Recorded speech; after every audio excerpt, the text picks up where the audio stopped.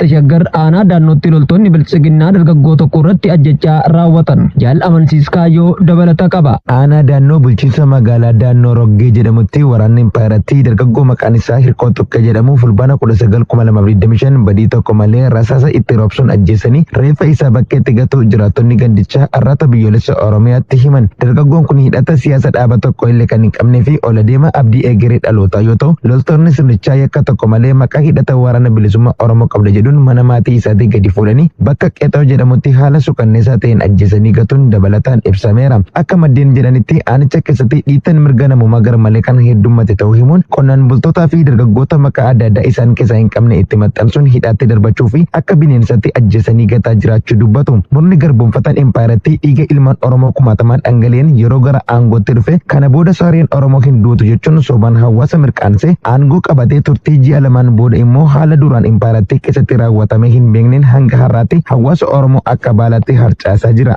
Kibba Oromiyaa godina Gujii Lixaa aanaa Galaanitti reebicha murna bilchiginnaan maanguddoon tokko ajjeefamuun dhaga'ame. Utuu gabaasichaaf jaalsa baafan waa gaarii. Murni gabroonfataan Piippii afaaniin kukkuulee nagaa labsaa gama kaaniin ammoo uummata Oromoo irratti duula duguuggaa sanyii jenosaayidii labsuun loltoota isaa goleewwan Oromiyaa cufa keessatti bobbaasuun hawaasa nagaa rasaasaan tumsiisuu itti fufuun fulbaana 20/2025 godina Gujii Lixaa aanaa Galaanaa ganda Odaa Nageelleetti waraanni bilchiginnaa maanguddoo nagaa tokko haala suukanneessaan ajjeesanii gatuu jiraattonni addeessaniiru. Maanguddoon kun maqaan isaa obbo Baanataa Ejersaa Quuraa kan jedhamu yoo ta'u, reebicha qaama laalessu erga irratti raawwataniin booda mana hidhaa galchanii mooricha keessattis iraarsaa akka turan jiraattonni himuun miidhaa qaamaa isarra ga'e kana irraas dandamachuu dadhabuun lubbuun isaa akka darbes itti dabaluun ibsaniiru. Waraanni naatoon namummaa ittiin dhaga'amne goleewwan Oromiyaa mara keessatti guyyuu dhibbantaan isaan namoota nagaa ajjeesaa jiran haalaan dabalaa kan jiru yoo ta'u, keessattuu maatii qabsaa'otaa sabboontota ilmaan Oromoo fi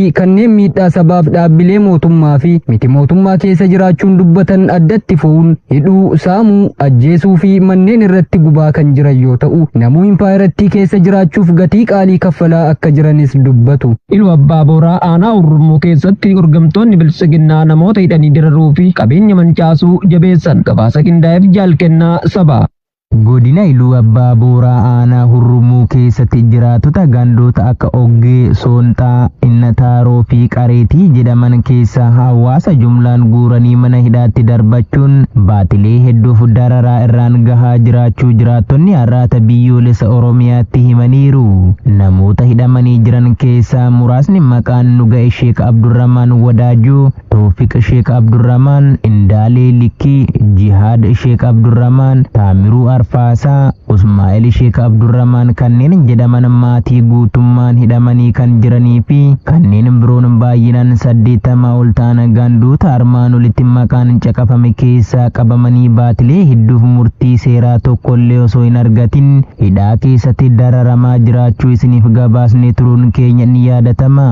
Yeroo ammaa torban darbe keessa immoo ooyiruu namoota hidhamanii jiran kanneenitti loon hawaasaa Afoosha guutummaa gandichaa irraa itti bobbaasuun midhaan gosa garaa garaa qonnaan bultootni kunniin facaafatan tokkollee ooyiruu irratti osoo hin hambisin itti naquun dheechisanii jalaa mancaasaniiru jechuun jiraattonni dubbatu. Kana malees gandootuma maqaa dhaaman kanneen keessatti hidhattootni sirnichaa maqaa adda addaan waamaman hedduminaan bobba'uun nyaata fi dhugaatiin keenya dirqama isin irra jiruudha jechuun guyyuu hawaasa dararaa kan jiran yoo ta'u, yoo uummatiin rakkoo qabaachuu irraan kan ka'e dabaree nyaataa dhiheessuu irra hafis maqaa deeggaraa wobooti jedhuun reebichaa fi hidhaa irratti raawwachuu caalaa adaba qarshii 1,500 hanga 2,000 irraa saamaa jiraachuus dabalataan addeessaniiru. Sibaa aanaa sirkaa magaalaa Gobeessa keessatti saamichi maallaqaa geggeeffamuu fi leenjii milishumaaf jiraattonni gandoota baadiyaa guuramuun itti fufe. Utuu gabaasichaaf jaalaqaafan fayyeera. Godina Arsii aanaa sirkaa magaalaa Gobeessaa keessatti waraanni bilchiginnaa fulbaana 22 2025 jiraattota magaalichaa tokkoon isaanii irraa qarshii 500 deeggarsa paartii bilxiginnaa jechuun nagahee tokko malee harkaa saamaa turuu fi magaalichuma ganda duwwaa tokko keessa ijaarsa seeraan alaa jechuun manneen uummataa irra deemuu qarshii 3,000 hanga 10,000 saamaa jiru. Akkasumas gandoota magaalichaa fi baadiyyaa keessa jiran keessa ganda tokkorraa namoota 100 leenjii milishummaaf barbaannee jechuun dirqamaan walitti guuraa jiraachuus jiraattonni irraa biyyoolessa Oromiyaatti himaniiru. Gareen waggaa 7 dura warraaqsa uummata Oromoo butee aangoo irratti ol ba'ee bilxiginnaan karaa hoogganaa isaanii Abiy Ahimad waggaa 10 fi 20 pirojektoota misoomaa hanga qarshii biliyoona 10tti dhiisne dargaggoota impaayiratti torbee fi baatiin 100 hanga miliyoona 1tti walitti qabnee waraana lolchiisuu ni dandeenya jechuun ejjennoo ergaa qabaate as maqaa olaantummaa seeraa birmadummaa biyyaa fi mootummaa filannoon aangoo qabatee bakka kaasuu fi jedhuun dargaggootaa fi abbootii warraa humnaan qeerraa qabanii leenjisuun du'a manatti dhaamaa jiru. Har'as dhiigni isaanii osoo hin haxaamne maatiin isaanii osoo gadda hin cabsanne lola itti fufsiisuuf warreen qoraan ta'aniif haaraa tolfachuuf aanaa silkaa dabalatee Oromiyaa bakka cufarraa namoota maqaa mootummaa Oromoo kuffisuu fi jedhuun qabanii fe'aa jiru.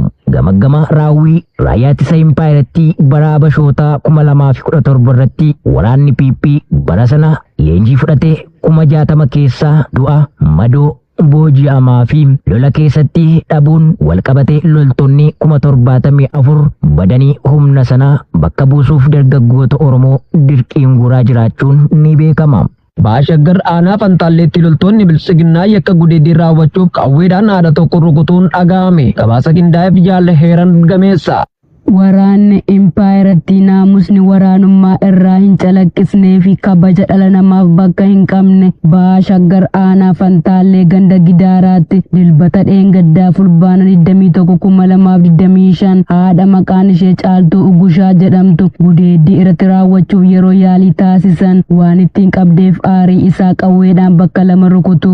Jiraattonni naannoo sanaa arraata biyyoolessa Oromiyaatti himan. Haati kun haadha ijoollee 2 oggaa taatu. Loltuun PP maqaan isaa Muhammad jedhamu waaree booda mana isheetti dhaquudhaan humnaan gudeeduuf yeroo yaalutti hanga dandeessu ofirraa ittisuun namoonni ollaa ishii gaafa itti birmatan loltuun impaayiratti kun maaliif iyyitee uummatanatti birmachiifte jechuun aadde Caaltuu qaama ishii bakka 2 jilbaa fi sarbaa irra rasaasaan rukutuun yeroo ammaa hospitaala Matahaaraatti yaalamaa jiraachuu jiraattonni dabaluun arraata biyyoolessa Oromiyaaf addeessaniiru. Oromiyaa bakkeewwan cufatti loltoonni biltsiginnaa ajaja qondaaltota waraanaa fi kaabineetiin deeggaramuun yakka duguuggaa sanyii akkasumas gudeeddii raawwachuu hojii iddilee isaanii yoo taasifatan torban darbe kanas godina Boorana Ba'aa aanaa Liiban keessatti humni farra riphee lolaa ofiin jedhu shamarran 3 irratti gudeeddii raawwachuu isaanii gaaffii fi deebii jiraataan onichaa arraata biyyoolessa Oromiyaa waliin taasise isiniif dhiyeessinee turuun keenya ni yaadatama.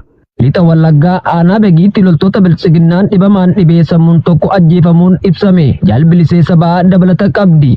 Wiidhata kaleessaa fulbaana 22,2025 godina lixa Wallaggaa aanaa Begii ganda Laaloo Nooraatti waraana biltsiginnaan jiraataan gandichaa maqaan isaa Asumaan Guutamaa Likkaasaa jedhamu yakka tokko malee bifa nama suukanneessuun ajjeefamee gatamuu jiraattonni arraata biyyoolessa Oromiyaatti himaniiru. Asumaan dhibee sammuun qabamee rakkachuu erga eegalee waggootan 10 ol lakkoofsee kan jiru ta'us hidhattoonni bobbaa taasisan keessatti namoota nagaa ajjeesuun waraana bilisummaa Oromoo ajjeesina jedhanii himachuu aadeffatan. Dhibamaa kanas osoo eenyummaa isaa haalaan beekanii fi hawaasni naannoo dhukkubsataadha waan ta'aa jiru hin beeku jedhanii ibsanii fi akka dhiisan osoo kadhatanii dhiiga isaa akka dhangalaasan jiraattonni miira gaddaan dubbatu. Waraanni maafiyaan empaayiratti waggootan 7 koloneela Abiyyi Ahmed aangootti dhufe keessatti namoota qaama miidhamoo daandii gubbaa jiraatan kanneen mana dhabuun jireenya isaanii bakkee onaa taasifatan ijoollee abbaa fi haadha dhabuun olii fi gadi jooran maqaa ergamu waraana bilisummaa Oromoo qabattee sochoota jedhuun lubbuu hedduu kan obbaasan hoggaa ta'u rakkoo siyaasaa nagaan furuu irras waraanni kabaja namummaa hin qabne lubbuu qaqqaalii danuu soora bineensaa taasisee jiraachuun ni beekama. Kopenhaagenii fi Osloo sababa dirooniin mul'atteef yeroof cufamuuf dirqaman. Guutuu gabaasichaaf Jaala Caaloo Rooba. Deenmaarkii fi Noorweeyaan gakkibxataarraa banamanitti sababa dirooniin argameef buufata xiyyaara gurguddoo isaanii yeroo cufuuf dirqaman. Poolisiin Deenmaarkii gosa yookaan baay'ina diroonii naannoo buufata xiyyaara Kooppenhaagen keessatti argame mirkaneessuu akka hin dandeenye ibsa gaazexeessitootaaf kennaniin himaniiru. Dirooniin kun eessa akka dhufan hin beekamu, ergasii eessa akka balali'anis hin beekamu jedhan itti aanaan inspektara poolisii Jaakob Hansen. Buufata xiyyaara Kooppenhaagen naannoo sa'aatii biyya keessaa sa'a 23:30 BST'tti erga balaliin dirooniin argamuun sa'aatii 4 jechuun ni danda'ama addaan citee booda hojiin eegale. Buufatni xiyyaara Osloos naannoo qilleensaa gara sa'aatii 4 erga cufamee booda deebi'ee baname. Poolisiin Deenmaarkii akka qaama qorannoo kanaatti tarkaanfiiwwan hedduun hojiirra oolu jedheera. Garuu tarkaanfiiwwan kun maal ta'uu akka danda'an hin mirkaneessine. Wiixata galgala dirooniin gurguddaan 2-3 naannoo buufata xiyyaara Kooppenhaagen jedhamutti balali'uun isaanii gabaafameera jedhan qondaaltonni. Buufata xiyyaaraa irratti balali'uu fi bu'uun tilmaamaan sa'aatii 4 addaan citeera. Buufatni xiyyaaraa ibsa kenneen harkifannaa fi akkamuu itti fufee jiru akeekkachiisee imaltoonni haala balalii isaanii daandiiwwan qilleensaa isaanii waliin akka ilaalan dhaamaniiru. Dirooniin kunneen madda Raashiyaa ta'uu isaanii riippoortarootaan gabaafamanii Mister Hansen kana mirkaneessuus haaluu akka hin dandeenye dubbataniiru. Boodarra barreeffama miidiyaa hawaasaa irratti maxxansaniin pirezidaantiin Yuukireen Volodymyr Zelenskiin fulbaana 22 naannoo qilleensa neetoo Kooppenhaagen keessatti Raashiyaan sarbame eeranii turan. Hooggantoonni gamtaa Awurooppaa fi neetoo ibsa kana kan hin kennine yoo ta'u, Deenmaark garuu ibsa dabalataa dhimma kana irratti akka laattu ibsiteetti jechuun BBC'n gabaaseera.